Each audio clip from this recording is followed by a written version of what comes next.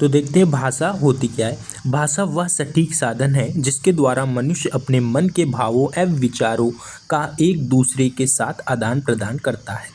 ठीक है। भाषा के निम्नलिखित दो रूप होते हैं, एक मौखिक भाषा, दूसरा लिखित भाषा। तो मौखिक भाषा होती क्या है?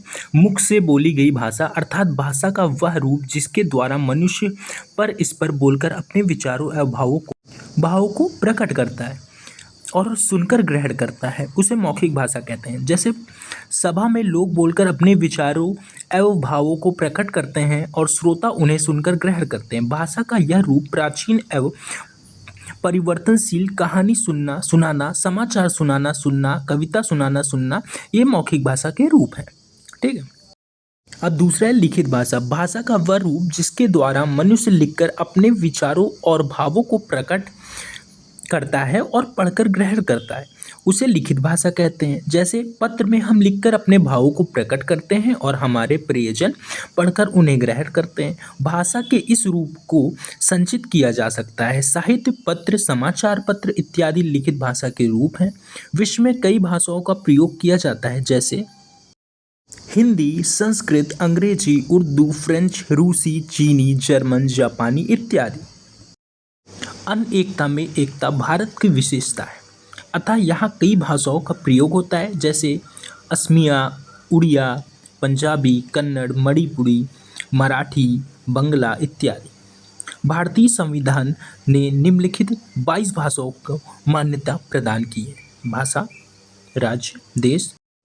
तो उड़िया में उड़ीसा बोली जाती है, असमिया असम, उर्दू उत्तर प्रदेश, कन्नड़ कर्नाटका, कश्मीरी कश्मीर, कोंकणी गोवा, गुजराती गुजरात, तमिल तमिलनाडु, तेलुगु आंध्र प्रदेश, पंजाबी पंजाब, बांग्ला पश्चिम बंगाल, मणिपुर मणिपुरी, मलयालम केरल, मराठी महाराष्ट्र, संस्कृत प्राचीन भारत, सिंधी कश्मीर, हिंदी उत्तर प्रदेश बिहार मध्य प्रदेश दिल्ली, नेपाली नेपाल, बोडो असम, संथाली झारखंड, मैथिली बिहार, डोगरी हिमाचल प्रदेश।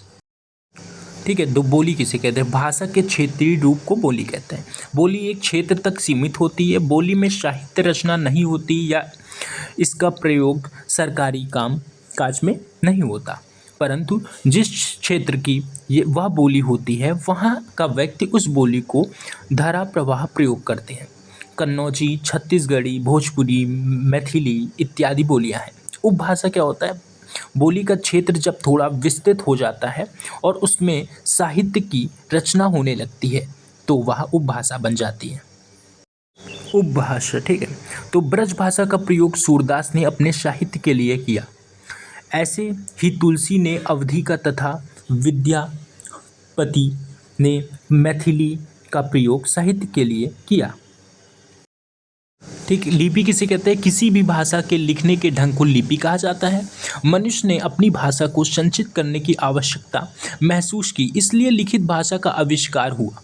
भाषाओं के निश्चित चिन्हों के लिखने के ढंग को हम लिपि कहते हैं। विश्व में कई लिपियों का प्रयोग होता है। कुछ भाषाएं एवं उनकी लिपियाँ निम्नलिखित हैं।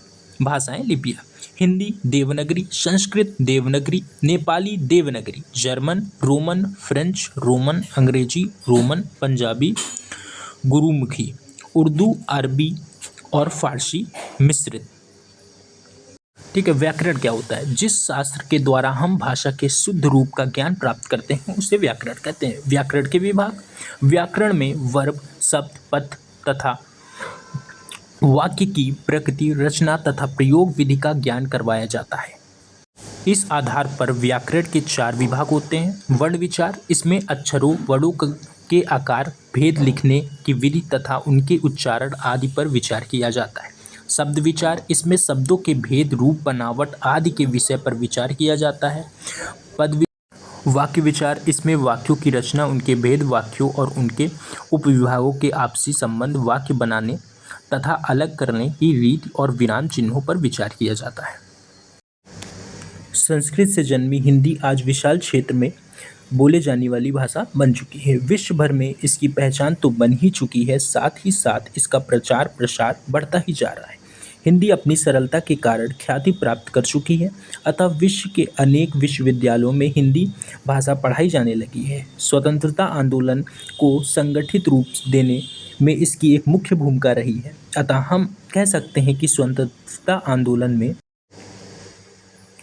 यह वीरों की भाषा बन गई थी। स्वतंत्रता प्राप्ति के पश्चात 14 सितंबर 1949 को देवनागरी लिपि में लिखित हिंदी भाषा को राजभाषा घोषित किया गया। जनसंख्या की दृष्टि से विश्व में हिंदी भाषियों का तीसरा स्थान है।